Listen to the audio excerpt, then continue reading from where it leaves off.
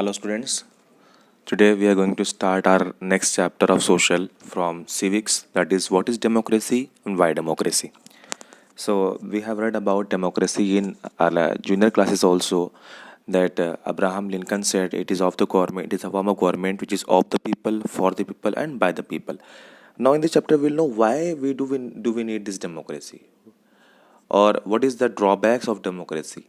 So in this chapter we will know about all the things regarding democracy and non-democracy. You can see from the picture that how the democracy is helpful, that people are helping each other to make a clear way to go through. So democracy is very important for our country, for every country. So let us know the background of from the previous chapter, that what this chapter consists of. Some stories related with democracy. If you turn over the pages of the chapter, first chapter, because we are leaving this chapter, it's not in the syllabus, so we should know, compare something from the last chapter. Some stories related with democracy, difference between democratic and non-democratic, this chapter, what is democracy and its features. After that, we can distinguish democratic and non-democratic country. Democracy is the most prevalent form of government and expanding more countries. What are the reason behind this? We knew about these things in the previous chapter. What are the major aspects of this chapter? That where did the word democracy originate? What is democracy? Its definition, its meaning, features of democracy, merits and demerits of democracy, difference between democratic and non-democratic form of government, democracy, direct and indirect. It is a type of democracy, two types. We'll know each about each of these things later on. Case studies about different nations. In the first chapter, these are the case studies of the first means what these countries were facing. That Myanmar had the army rule. child the Pinochet was there, he was dictator, he was ruling the country. Nepal and Saudi, they had monarchy. Pakistan, they had military rule, and that general was Pervez Musharraf. Poland and Iraq, they had the rule from external, that is USSR and USA was ruling. China, Communist Party, one party was ruling. Mexico, PRI. Zimbabwe, Mugabe, that is president was there, he was Mugabe. So this was the countries where democracy was not there. These were ruling over these countries. Broader meaning of democracy, minimum understanding we can identify democratic और non democratic country. इस chapter में हम समझेंगे कौन सी country democratic है, कौन सी कंट्री नॉन डेमोक्रेटिक है. But democracy and good democracy, कौन सी डेमोक्रेसी और कौन सी अच्छी डेमोक्रेसी कंट्री है. Features of good democracy, then we'll know about the conclusion and consolidation. In this chapter these things we'll know. From where the word democracy is derived? The word democracy is derived from the Greek word demos, that is people, and kratos means power of rule. Meaning of democracy is a form of government in which the rulers are elected by the people. Who are the rulers? What kind of election? Who are the people? What kind of form of government? So we'll know about these things. According to Abraham Lincoln, democracy is a government of the people, by the people, and for the people. Features, खासियत क्या है democracy की? In a democracy the final decision making power must rest with those who elected by the people.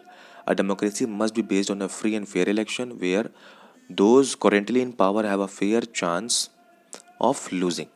So एक तो ये है कि democracy में फाइनल डिसीजन किसका होता है? लोगों का, जिसे बोलते हैं हम गणतंत्र. Democracy must be based on free and fair elections. ऐसा ना हो किसी भी तरह से इलेक्शंस में कुछ ऐसा गड़बड़ी हो जाए जिससे इलेक्शंस फेयर ना हो, ईमानदारी से ना हो. ये फीचर्स है डेमोक्रेसी का. In democracy each adult citizen must have one vote and each vote must have one value.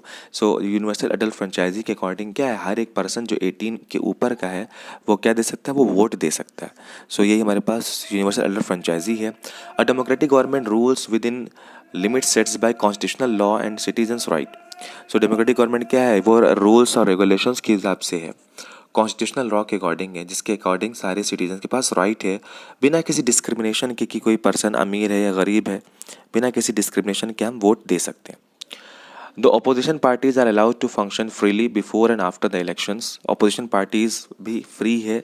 Opposition मतलब जो सेकंड नंबर पे आते हैं parties after the first party, that is opposition parties के पास 1/10 सीट होनी चाहिए कम से कम बैठने के लिए पार्लियामेंट में.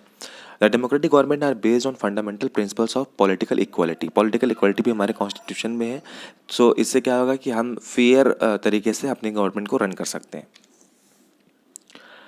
व्हाट आर द मेरिट्स, क्या एडवांटेज है? A democratic government is better government because it is a more accountable form of government. Accountable मतलब अगर कोई प्रॉब्लम आती है, जैसे अभी हमारी कंट्री में अगर कोरोना चल रहा है, सो हमें किससे क्वेश्चन करना होगा? गवर्नमेंट से। सो ये अकाउंटेबल है। कोई भी अगर गवर्नमेंट नया पॉलिसी लाती है तो हम उससे पूछ सकते हैं हमारी पॉलिसी बारे में, हमारी डेवलपमेंट के बारे में। गवर्नमेंट क्या है? अकाउंटेबल है। Democracy improves the quality of decision making. Decision making ऐसा ना हो कि कोई सिर्फ और सिर्फ एक पर्सन के पास सारी पावर हो डिसीजन लेने में। डेमोक्रेसी में सबके पास इक्वल पावर होता है। Democracy provides a method to deal with differences and conflict. It is suitable the countries like India having diversity of language, religion and cultures. So democracy in India made it possible to keep unity in diversity. जहाँ पर हर तरह के religion है, हर तरह के cast है, हर तरह के लोग हैं हमारे जैसे इंडिया में, वहाँ पर अगर कोई प्रॉब्लम होती है, कोई कॉन्फ्लिक्ट होती है, तो उसको संभालने के सबसे अच्छा तरीका जो है वो है democracy. In a democracy no one is a permanent winner और लूज़र। हमेशा कोई नहीं रहने वाला, क्योंकि डिक्टेटर में क्या होता है कि जो एक बार बन गया वो बन गया, मोनार्की में जो एक बार बन गया वो बन गया। लेकिन डेमोक्रेसी में 5 साल का हमारे पास चांस होता है, उसके बाद कोई भी जीत सकता है, कोई भी एक आम आदमी। Democracy is better than other form of government because it allow us to correct its own mistake. अगर गलती होती है तो हमारे पास ऑप्शन है, हमारे पास मीडिया है जिससे हम गवर्नमेंट को क्रिटिसाइज कर सकते हैं। Democracy enhances the dignity of citizens because it is based on the principle of political equality, on recognizing that the poorest and the least educated have the same status as the rich and educated. So ये तो अच्छा लग रहा है सुनने में, पता नहीं कंट्री में हमारे है या नहीं, लेकिन डिग्निटी ऑफ सिटीजन्स मतलब हर एक किसी की एक वैल्यू है हमारी कंट्री में। कोई भी ऐसा नहीं कि अगर कोई स्वीपर है तो उसकी कोई वैल्यू नहीं है, और सिर्फ ऑफिसर्स और पॉलिटिशियंस की वैल्यू है। हमारे इंडिया में सब इक्वल हैं on the basis of democracy. What are the demerits, इसके नुकसान क्या हैं? Leaders keep changing in a democracy, this leads to instability. ये क्वेश्चंस कभी कभी आता है आपके एग्जाम में। डिफाइन द डीमेरिट्स और drawbacks of democracy, it is important. इसके नुकसान क्या है कि इसके लीडर्स हर बार बार चेंज होते हैं, 5 साल बाद बदल जाएंगे, फिर कोई दूसरा आएगा। Democracy is all about political competition, power play, there is no scope for morality.